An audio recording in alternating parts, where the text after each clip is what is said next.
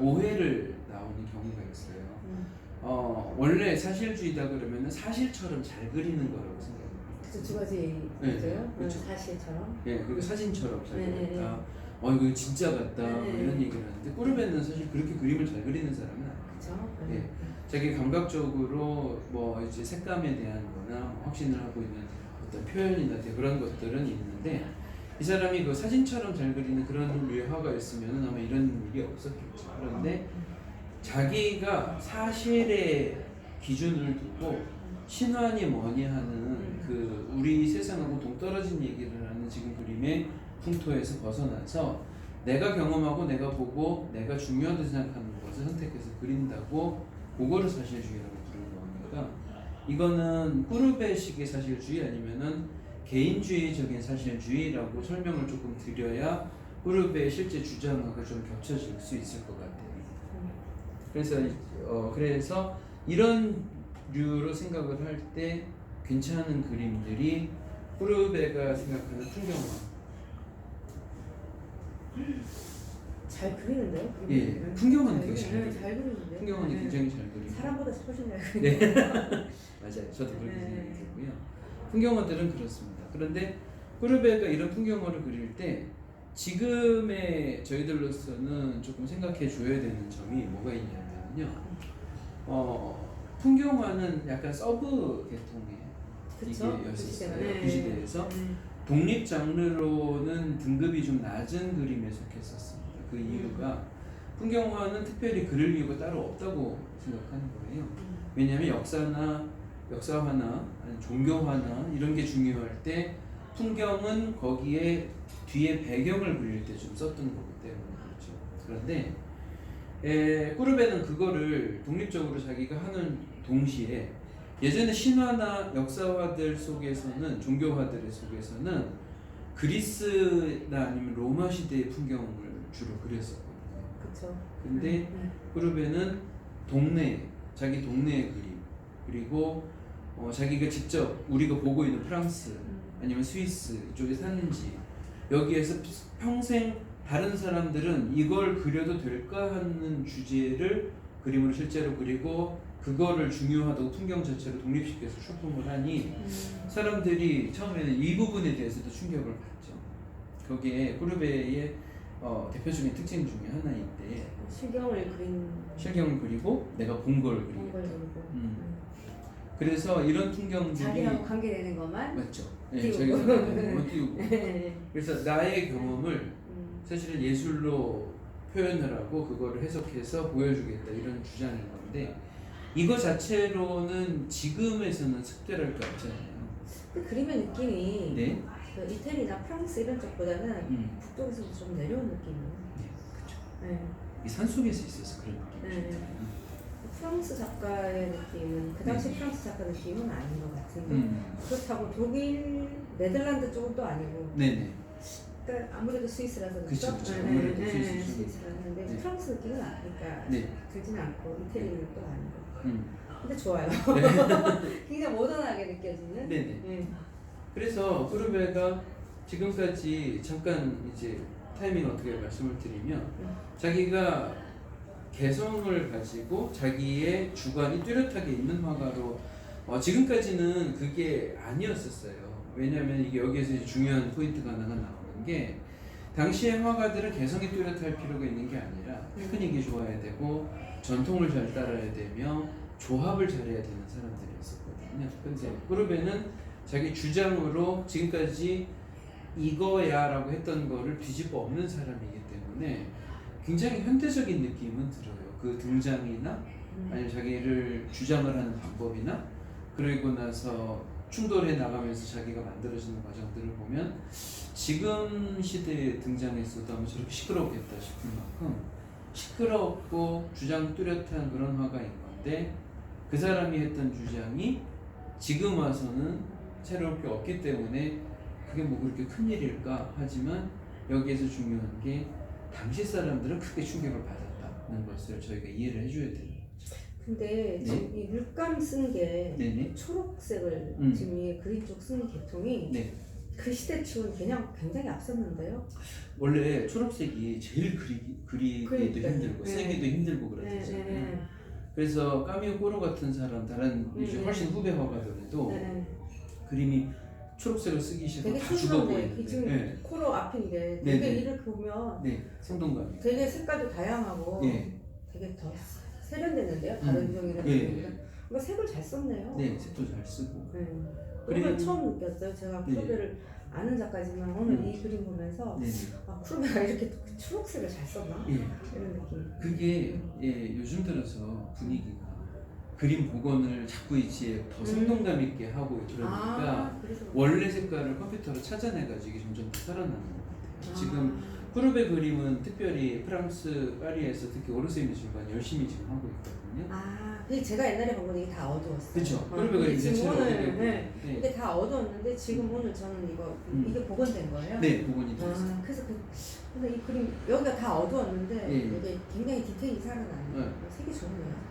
그리고 쿠르베 그림이 이제 이렇다 보니까 풍경화뿐 아니라 누드를 그리거나 인물화를 그려도 원래 기존에서는 안 해보던 방식, 비율도 다르고 그리고 주제가 특별히 있는 것도 아닌 누드들. 왜냐면은 누드들도 많은 것처럼 생각되지만은 자세가 기본 자세가 다 정해져 있었거든요. 주제를 정할 수가 없겠네요. 그렇죠? 인문학적인 뭐 예를 들어 신의 이름을 갖다 붙일 수가 없고 네, 네. 뭐 어떤 인문학적인 자료를 뭐 어떻게 네. 갖다 댈 수도 없고 그냥 본대로 그리는 것밖에 없겠네요. 근데 오히려 그러니까 자세가 다양해져 버렸어요. 쿠르베. 그렇죠. 다른 쪽에서는 원래 레퍼런스가 있는 걸 찾다 보니까 그렇죠. 이 누드도 어디서 본 것 같은 자세를 하고 네. 있는데 쿠르베는 자세나 아니면은 누드가 진짜 나쁜 말이지만 근본 없는 게 자꾸 그냥 이름이 그냥 누드네. 예, 그런 데다가 동네 사람을 그려놓은 게 나온다. 아니면 지금 현역에 있는, 그러니까 우리하고 같은 시대에 있는 사람이 갑자기 옷을 벗고 나온다. 이래서 사람들한테 문제가 되고.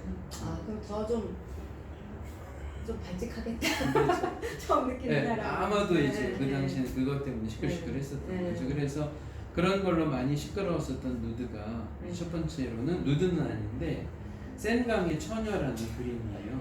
이 그림은 여성 둘이서 강변에서 휴식을 하고 있는 건데 네. 특히 앞쪽에 있는 여성이 눈빛이 좀 그러네요. 그럴 수도 있고 저 정도에 오시면 겉옷을 벗어가지고 밑에다 깔고 있는 건데 저 당시에는 저라면 누드보다 더 큰일 난 거로 속옷바람. 속옷바람. 그래서 누가 야외에서 이렇게 할 수 있냐 그걸 가지고 사람들이 얘기를 하는데 그 바람에 그림을 잘 그린 건지 못 그리는 건지 그거는 화제거리도 안 됐었고 이 여자 옷차림만. 그런 데다가 네. 이 그림을 그렸을 때 쿠르베가 사실은 네. 뒤에 오는 후배 화가들도 강조하는 그 점이 좀 강조가 되거든요. 뭐냐면 회화성이라고 그럴까요? 그림을 그림처럼 그러니까 3차원으로 하고 있는 네. 거기에 집착한 이탈리아식이 아니라 네. 그림의 평면적인 점이 더 강조가 되고 색깔을 선명하게 쓰고 이 질감은 나타내는데 네. 입체감은 덜한 거예요. 마네가 그래서 그렇구나. 네, 마네가 나중에 이제 그렇게 되는 거예요. 다 족보가 있네요. 예. 마네 그림도. 그런 그림들이 나타나게 되면 익숙하진 않아요. 그 당시 사람들은. 그 회화성이라는 게 예.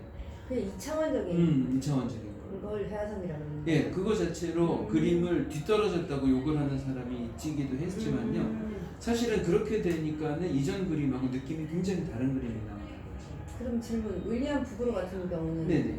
회화성이에요? 그것도? 그 사람은 훨씬 더 그쪽을 더 강조돼서 회화성? 들어가요. 아니 회화성이 아니고 3차원적이죠? 3차원적이죠. 이게 이탈리아 사람들이 생각했던 가상의 공간하고 네. 실제에 가까운 사람을 만들어내는 노력이 그쪽이었던 거고 약간 스페인적인 거? 네, 그렇죠.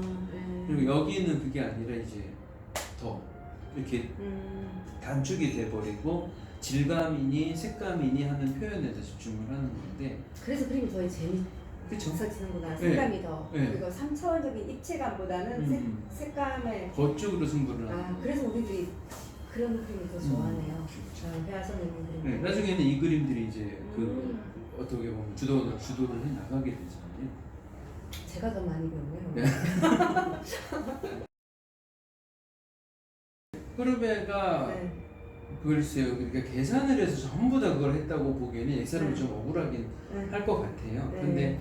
그리는 그림마다 사실은 조금씩 문제가 됐었어요. 이제 누드 두 개를 저희들이 보는데 일단은 누드 비율이 안 맞아요. 이 왼쪽에 있는 이 누드화의 경우에는 아 이게 저기가 없네요. 그쵸. 대칭이 안 되네요. 대칭도 안 되고 이렇게 보일 수도 있을 거는 같아요. 네. 어떤 부분을 더 강조를 멀리 하면 있어요. 멀리 네. 그렇게 될 수도 있는 것 같은데 이거는 이탈리아에서부터 전통이 와가지고 굉장히 정교하고 깎아 놓는 것 같은 그런 조각 아름다움의 누드는 아니거든요. 신이 아니니까. 그쵸? 신이 아니니까. 여신이 아니니까.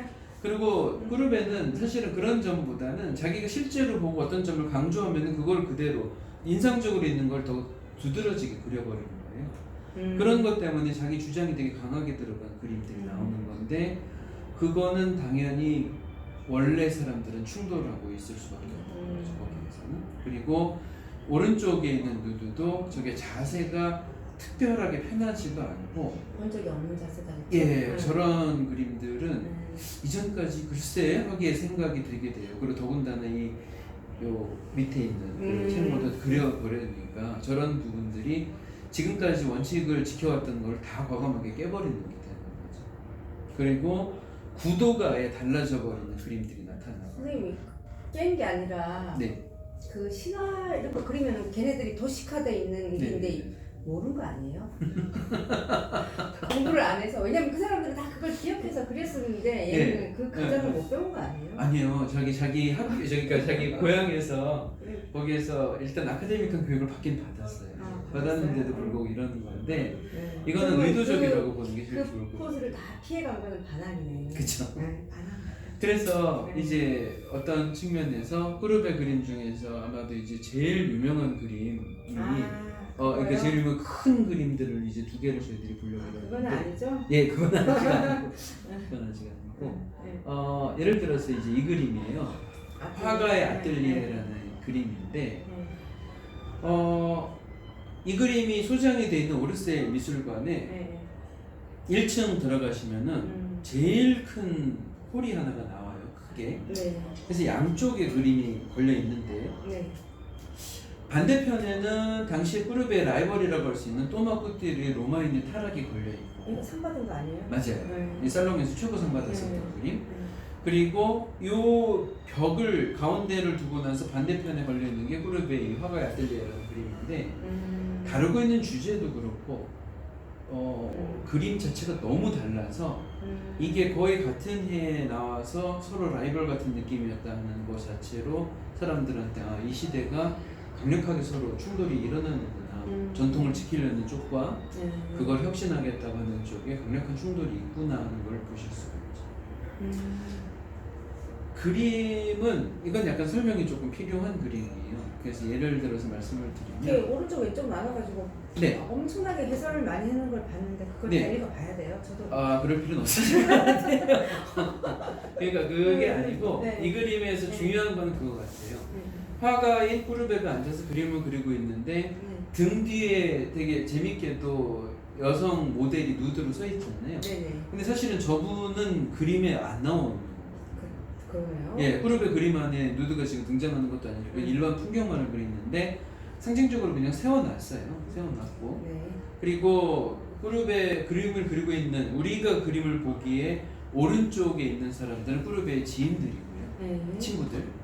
그리고 왼쪽에 있는 사람들은 자기 마을 사람들입니다. 오르낭에 있는 시골 사람들. 장례식에 나온 사람들 다 나왔네요. 거의 비슷하게 이제 다 나오죠. 그래서 이렇게 좌우로 놓고 자기 아뜰리에에서는 자기가 본 것만 그리겠다는 주장을 또 간접적으로 하고 있는 거죠.